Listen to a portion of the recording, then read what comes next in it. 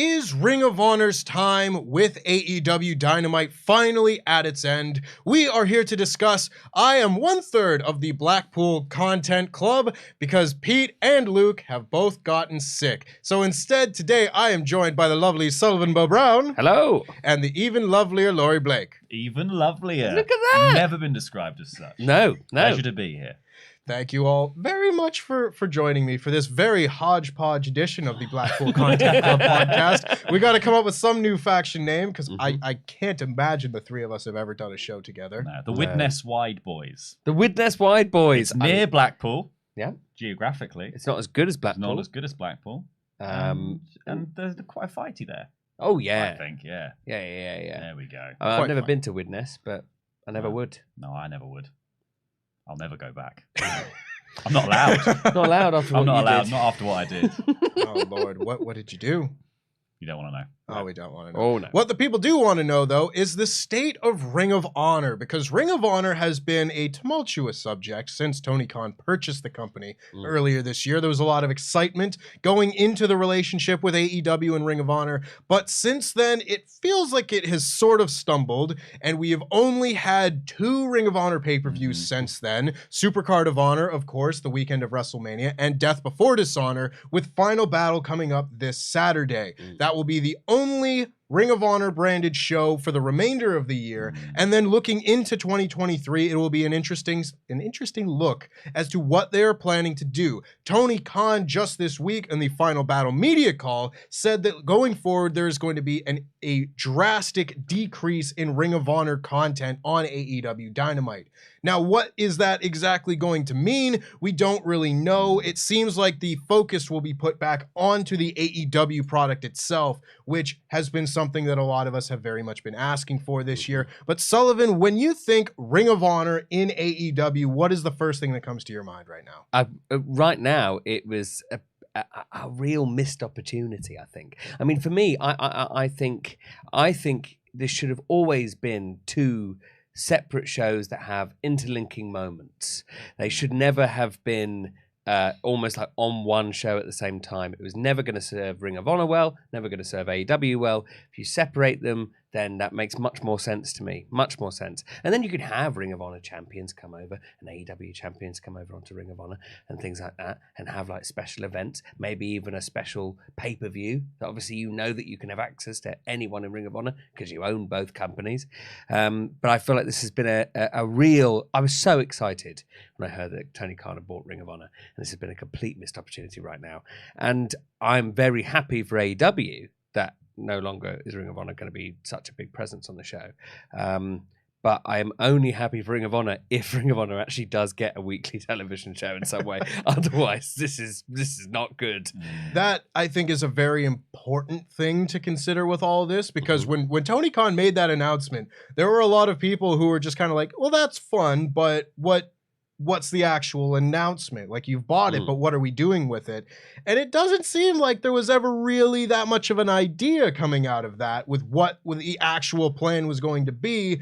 And it seemed like everyone was sort of waiting for that Ring of Honor TV deal to come. And whereas it was just a matter of time with AEW initially, where they were going to land, when the start date was going to be, it still is a total question mark over Ring of Honor as to when they're going to get on TV. Tony Khan buying something without a plan for it?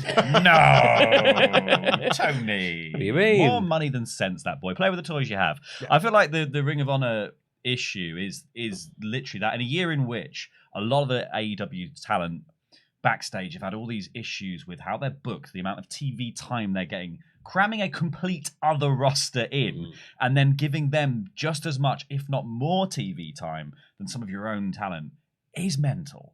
Because also, I think the other thing with the Ring of Honor is it comes with its own set of championships. You've got this like multi-layered championship thing going on in AEW right now, where a bunch of belts are being defended all of the time. It's very hard to tell what's important if every single person has a belt. It's very hard to be like, oh, that's a really good guy. These are the ones to watch. Like, there's not really much it leaves very little room actually to build anything that's just like a regular feud about something other than a title.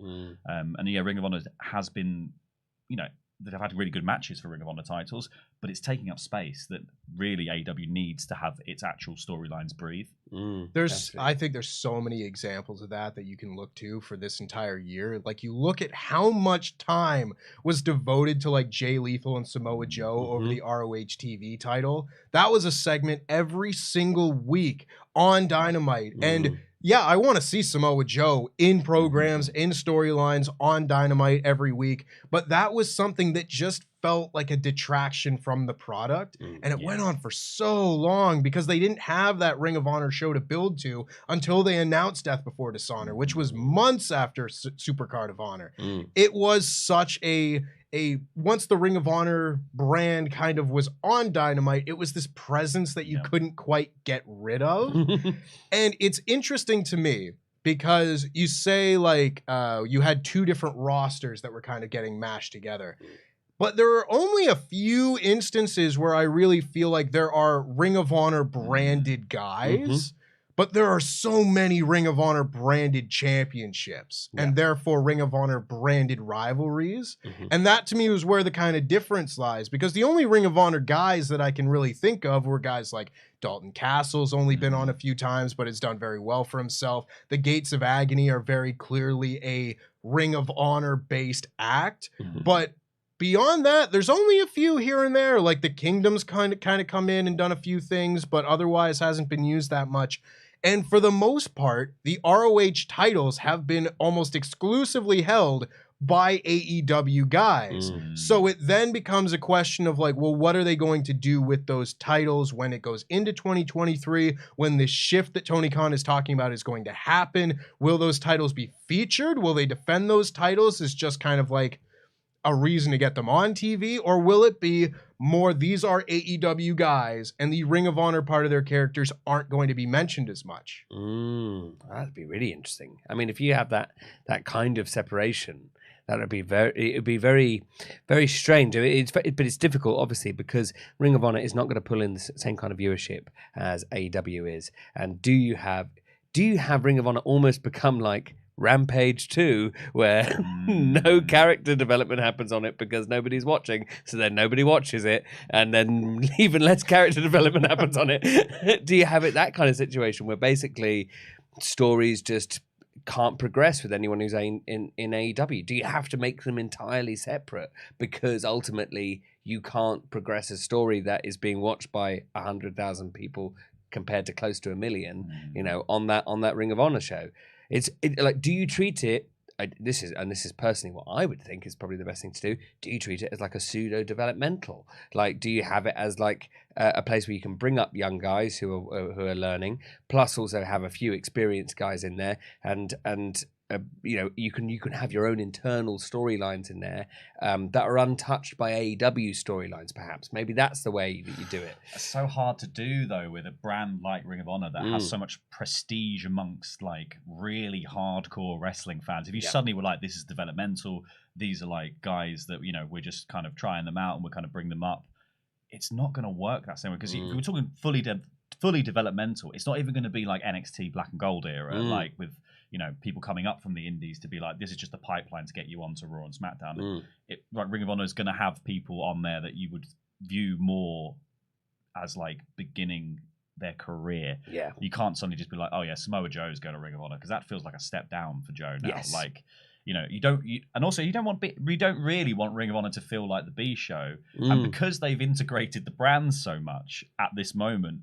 Now that they stopped doing Ring of Honor stuff, if people just get sent to the Ring of Honor roster, it feels like a demotion from like regular AEW, because at the moment, all the people kind of appearing on Dynamite and Rampage feel like part of the AEW roster with just a bit of Ring of Honor branding around what they're doing.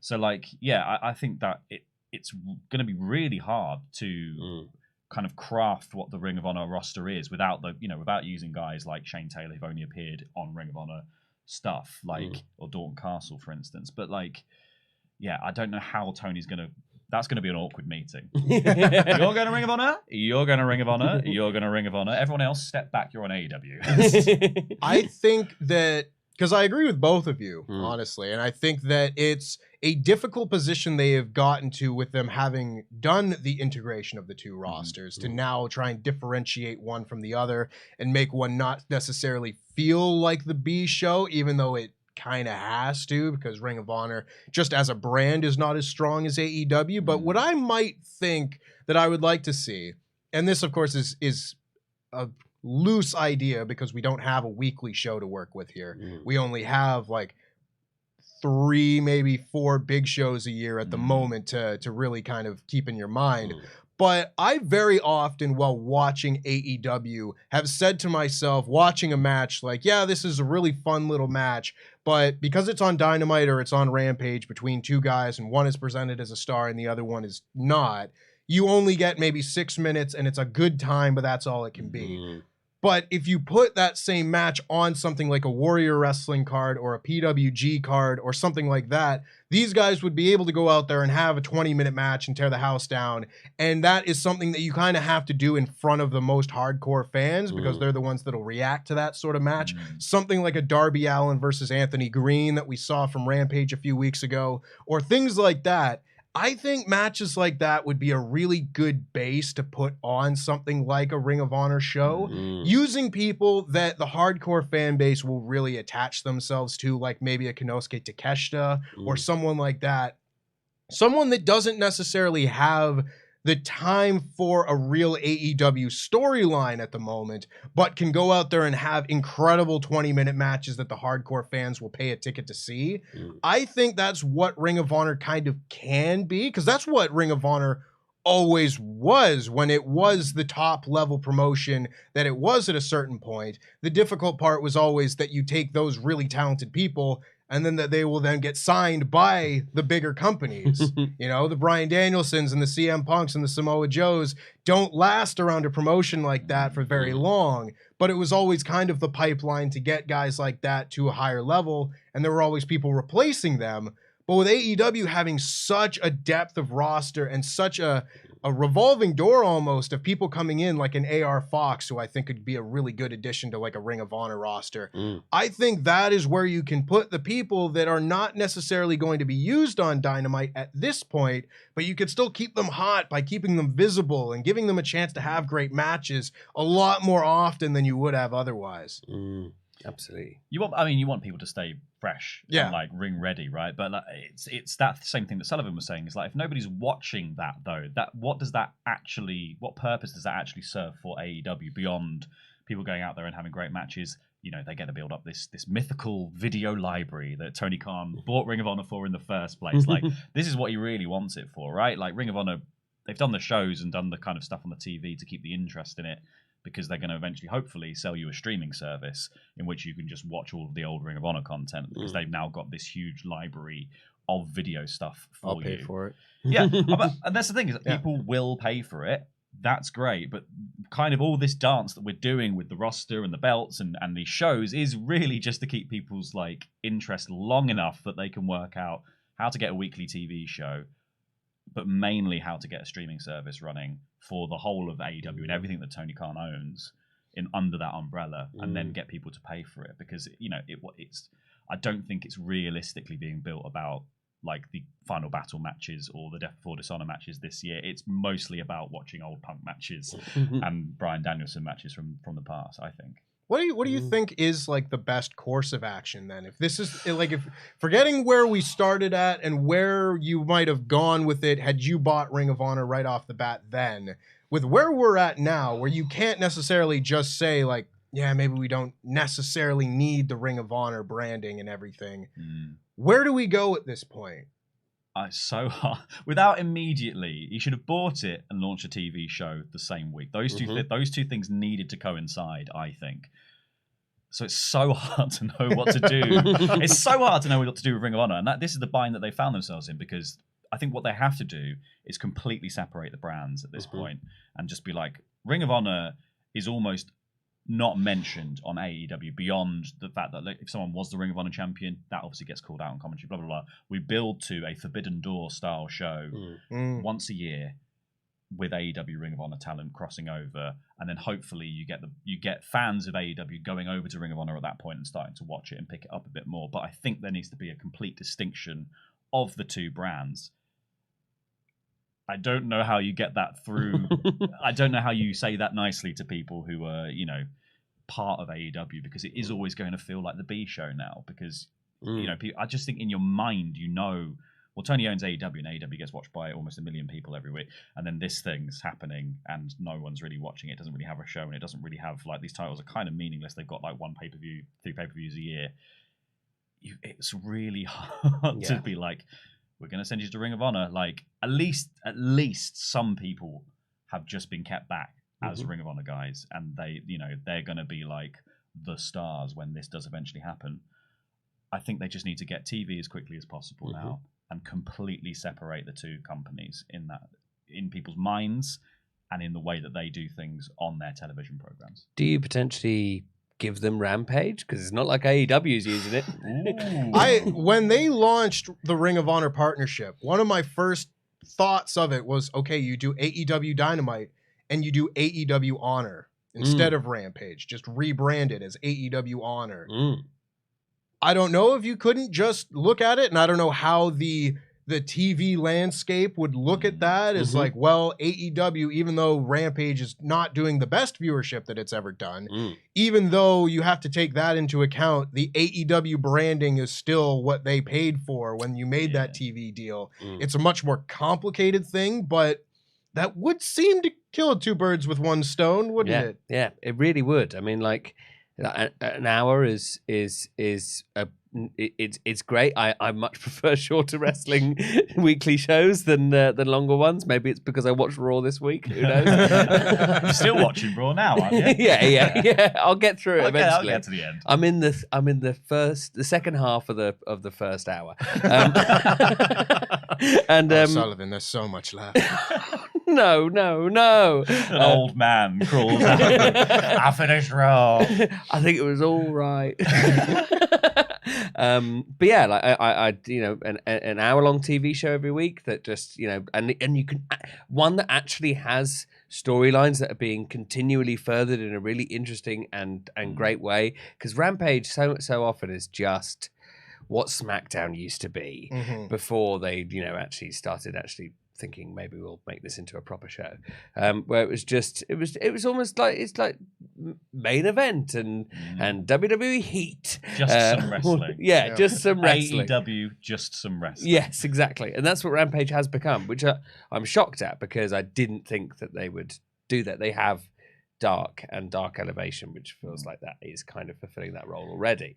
Has anyone been elevated from Dark Elevation? Do we know? Not a clue. No, I don't think so. I mean, you can look at the people of, I don't know if it's elevation necessarily, but you've got the people who are like the Acclaimed, who started on Dark and things like that. Yep. But those cases are fairly far between. Like you get the people like Willow Nightingale was on Dark before being on TV, so it does happen. It's a test bed, but really, for people to be like, oh, do you kind of chime with actually just a video? It's an interesting kind of, it's almost like like fully a video test of just being like, we're just going to film this match and see what it looks like on telly, and then be like, that was a good match. That will look good on Dynamite. Because we've given it the full production. Yeah, that's fine. But yeah, if you gave Ring of Honor Rampage, either have Ring of Honor Rampage be the name or AEW Honor. I like either. But like either way, I think that would be absolutely an easy solution out of this. The only thing is would Warner Brothers Discovery be wanting that? Well, yeah, because it's like we said, it's the AEW branding, but it's also in the same way that like WWE's Fox deal hinges very much on who's appearing on what brand, and that's why like the Universal Champion will appear across multiple things, especially in that first era of going on SmackDown becoming on Fox. Like, if you suddenly rebrand it and you have made 2 distinct rosters, you are cutting off Friday nights from Kenny, from the Bucks, from Hangman Page, like all of these characters who that's really kind of the world that Discovery would have paid for. Yeah. It's complicated. I don't think there is like a set right answer to how you fix this solution. Again, just trying to think of like various bits, because we talked about like the developmental idea or comparing it to an NXT. I think the big thing to keep in mind there was NXT was always a money loser.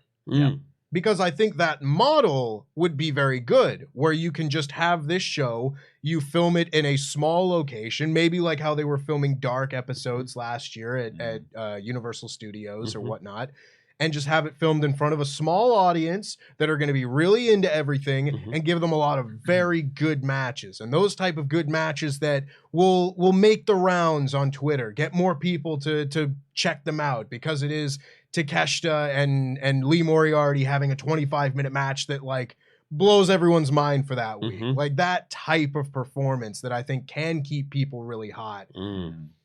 But that isn't like a smart business move, because it would be a money-losing brand the same way that NXT always was a money-losing brand.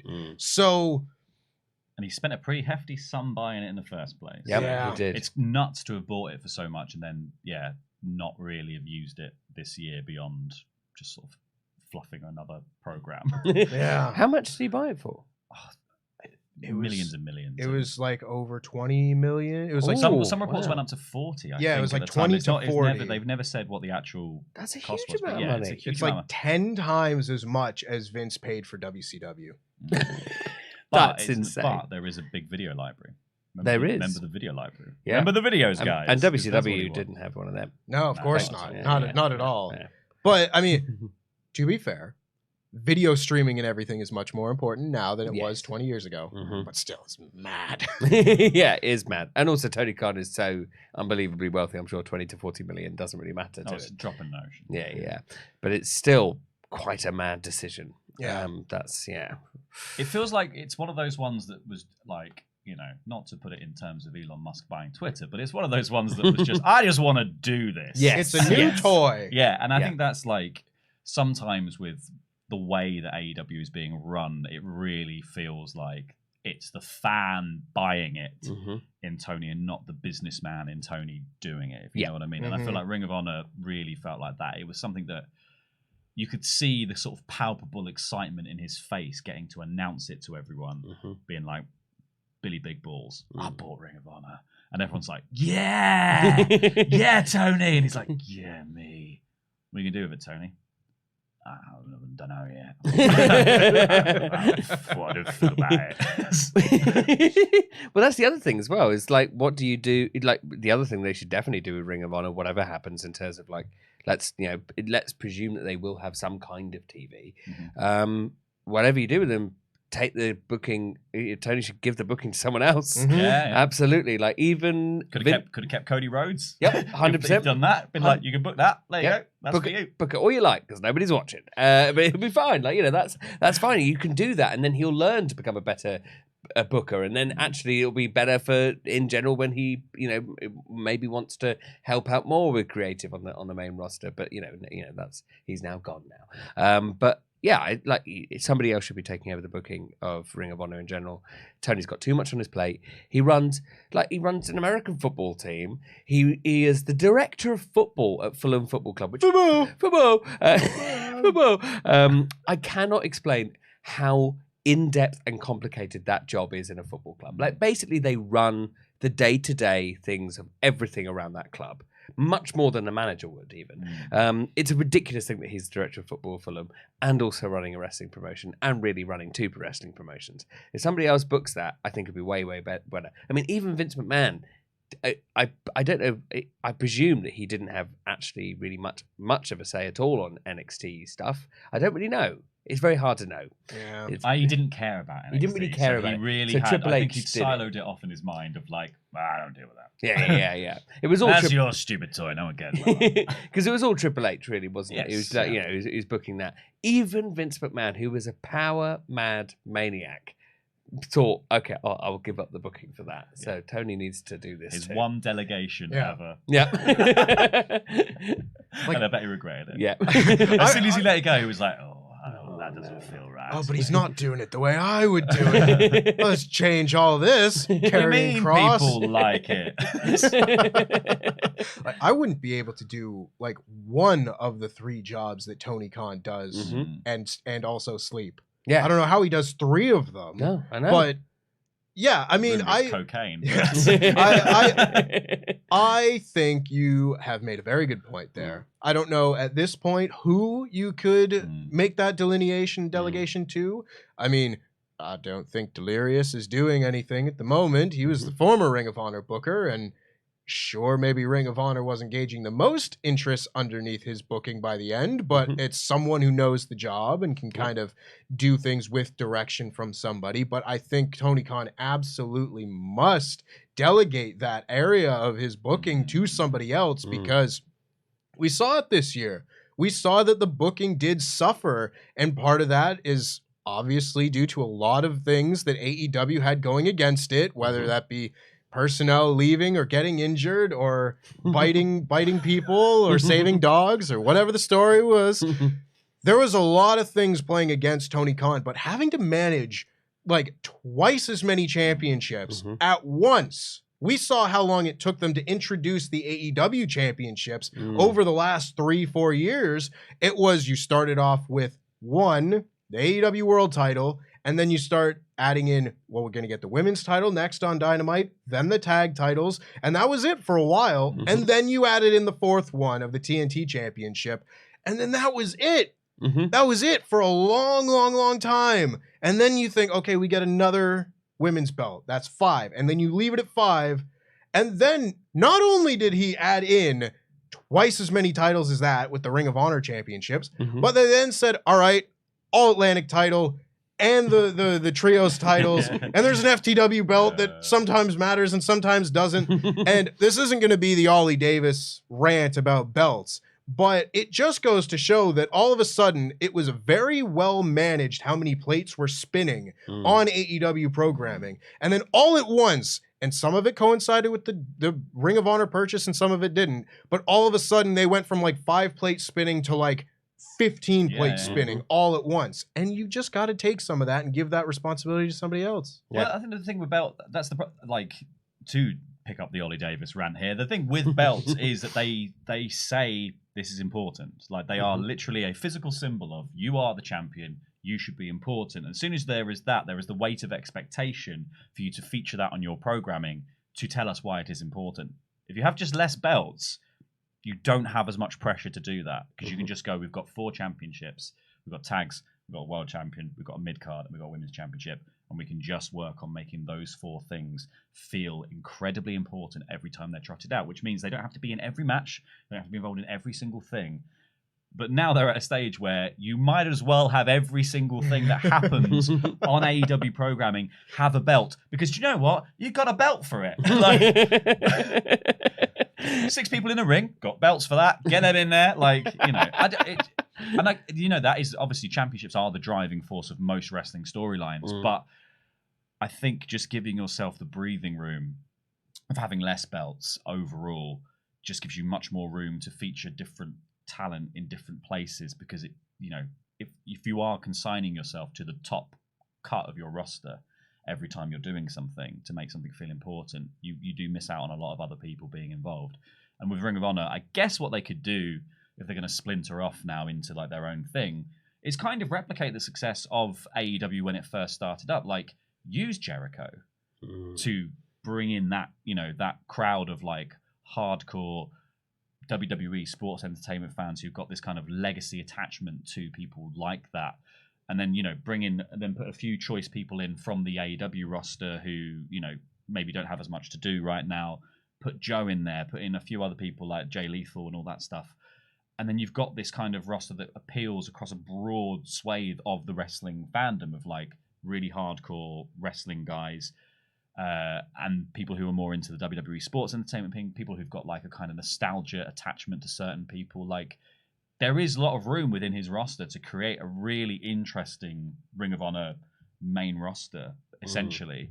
And if you can pitch that and make a show that feels as big as Dynamite, but is its own separate thing, you could almost replicate the success again, because I think people would still be clamoring for another Dynamite level show. However, if you just make another Rampage, then maybe you're just going to get diminishing returns. I think it's interesting, and I think one of the terms that we've maybe not even intentionally skirting around, but is the term brand split. You know, where you look at the WWE model where they sometimes have committed to a brand split, sometimes haven't.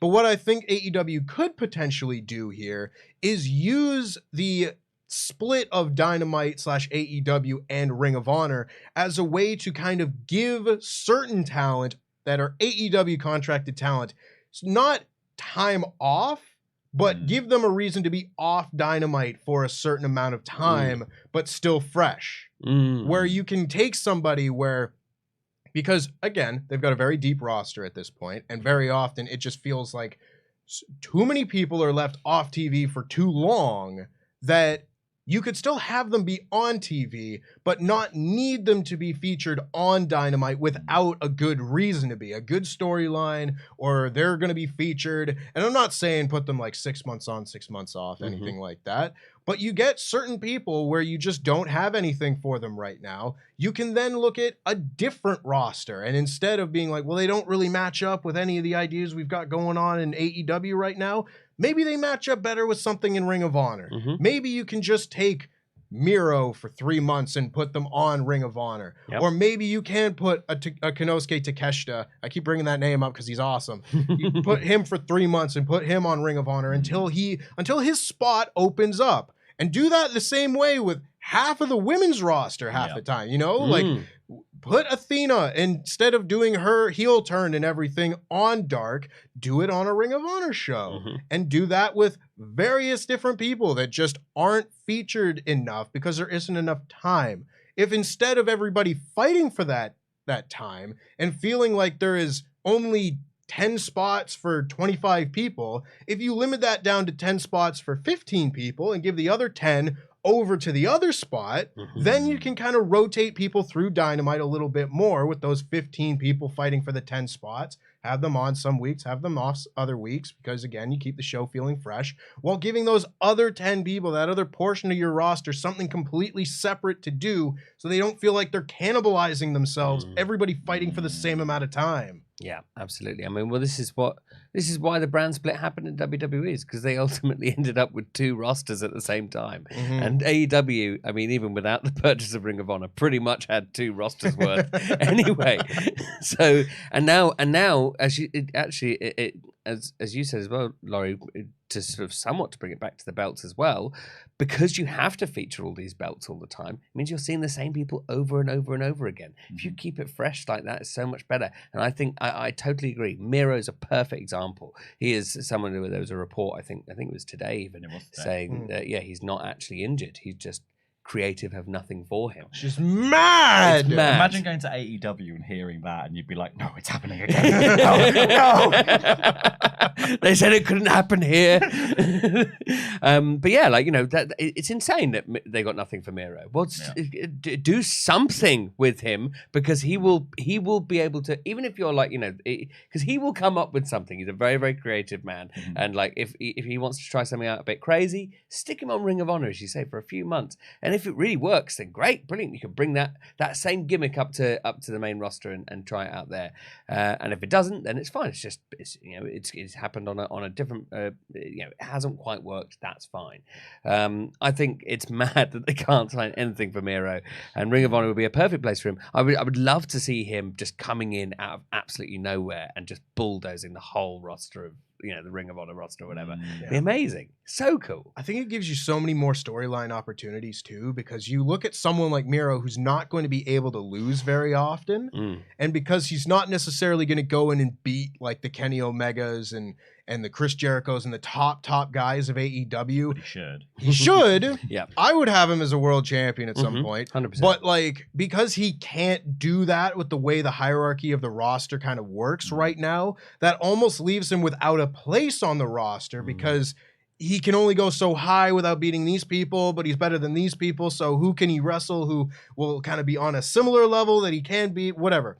if you put him in Ring of Honor, he can be a Ring of Honor world champion. Mhm. You can have him just run through everybody and be a dominant world champion, but do it there. You don't have to mess with the plans that you have in place in AEW, because, again, look at the plans in AEW right now, where it's like MJF's probably not going to lose this title for a very long time. Mm-hmm. That then limits the amount that you can do with a world title face of your program type story. But if you have another program that you can use other underutilized guys to work with, that then opens up so many more possibilities for them to work with. Mm-hmm. And also, I guess, if you are changing those championships around as much as they have changed some of the Ring of Honor ones around this year, it feels like that's important. I think the problem with the Ring of Honor title this year is that they've not felt important on AEW programming. Mm-hmm. They just, you're like, well, this is just imaginary. This isn't the world title of this show. So like, who cares that you've won that? No, I don't. Yep. I don't care that you've won that. Yeah, you're absolutely right. And also, they're just, and this is the thing. It's all just positioning as well. It's like they're moving the belts around to make the most attractive card for a pay-per-view that's so rarely they don't have like regular pay-per-views for Ring of Honor. They've only had limited ones this year, so they're just moving the belts around in time for the show, so it goes on a poster so people buy tickets to that show. Mm-hmm. And then they're like, there you go, that show. And then it goes immediately back to the status quo of like, that's not important again. Mm-hmm. We'll just ping it around to get a pop on the show, and then we'll give it to this guy, and then now we'll put it on the poster again. Like, they just don't feel like AEW actually really cares about them. Yeah, like the Ring of Honor pay-per-views are happening with the same sort of frequency as an NXT takeover, but you don't have that weekly show to supplement that, to build the stories that are ROH specific for the big pay-per-views that give people a reason to buy them. Mm-hmm. It is just kind of like, well, what can we do to make a card that people will probably pay for? And that's why we've had Briscoes and FTR 3 times, which I don't think is a bad idea necessarily, but there aren't exactly other options either for a big tag match on these pay-per-views. Same thing with they put it on Jericho, and Jericho is one of the better choices, I suppose, at the moment to be a Ring of Honor world champion, same way where he can be the 8-time world champion and everything, but not with the AEW belt, and then have him be a driving force to sell the pay-per-view. Yeah. But again, it needs that weekly show in order to drive those storylines, so it's not just things kind of shuffling around on AEW TV in the meantime. Well, what Ring of Honor feels like is any random regional wrestling show where you see the poster and you're like, oh, it's Mark Haskins versus this person for this belt. I didn't know they had a belt. And then you're just like, okay, well, we'll just go. You watch it because you're just like, oh, I like those couple of people doing a thing. I have no idea what the storylines are because I'm very rarely in Hull, so like, you know what I mean? Like that's kind of what it feels like to me. It's just like you've just dipped into a random show because you've seen that someone that is there that you like, and you're really only watching it because of the names on it and not because of the storylines. You're not invested in the product itself, mostly because there is no actual product here. This is like the ghost in the AEW machine. This is a story within. This is like they're sort of sneaking their storyline onto our telly screens by being like, oh yeah, we'll do this Ring of Honor thing, but it's like, it's not real. It's not important. You're just glomming on like a little parasite. It feels a little bit like NXT UK to NXT in a sense as well. Like when those champions would come onto NXT, you'd be excited because you'd be like, oh wow, Walter's here. But you wouldn't be excited because the NXT UK champion is here. It might have given, it was a particularly well-designed belt, I will say, but which the Ring of Honor ones are not as much. But sorry, Ring of Honor belt fans, they're not nice. They need a redesign. But it would look impressive that he was a belt, but you didn't care about that belt. And in the same way that I don't know if I really care about the NXT, the Ring of Honor Pure Championship, or the tag belts, or the World Championship even. Well, look at how little the crossover was though with NXT and the NXT UK belt. The NXT UK Championship was pretty much the only one that made the transition, and like you got a few instances where the Women's Championship also came across, but you never really got the tag belts. All that much. Like when Moustache Mountain were involved in it a little bit more because they were kind of a known quantity, but it was really with the NXT UK title about prestige of 2 or 3 people Mm. as well. Like the Ring of Honor stuff has been whipped around so much that it feels like it's kind of hard to keep track of the prestige of the title. Whereas I think with NXT did an amazing job of just being like, Walter was the champion for ages, and before that, Pete Dunne was the champion for ages. So when they turned up, they made the belt feel important because they had such tenure as the champions. Whereas the Ring of Honor stuff, it's just being like, this is just something for Jericho to do for a bit. And Jericho could bring tenure to that belt if he holds it for ages. But I think at the way it's been presented at the moment, the belts don't feel important. They just feel like a bit of garnish to somebody else's story. I think he's going to lose the belt tomorrow. That or Claudio's going to have to wear a hat. I'm not quite sure. But I think we will have to wrap up this conversation pretty soon. So, Sullivan, what are kind of your closing thoughts on the state of Ring of Honor, or what would you like from Ring of Honor in 2023? For me, I think its own show, whether that be Rampage, because they ain't doing nothing with it, or its own show on a smaller network. I would like more separation between the brands. I'd like it to be a big special thing when they come together for a big wrestling cuddle. I genuinely think what they need to do is, now they're taking Ring of Honor off of AEW programming, take it off completely, leave it 6 months, take off the people that you're going to put into the Ring of Honor roster and leave them off for 6 months, and then launch the whole thing again as if it's brand new and it has no ties to AEW whatsoever. That's what I would do. And then you reintegrate that 6 months down the line for a joint pay-per-view. Yeah.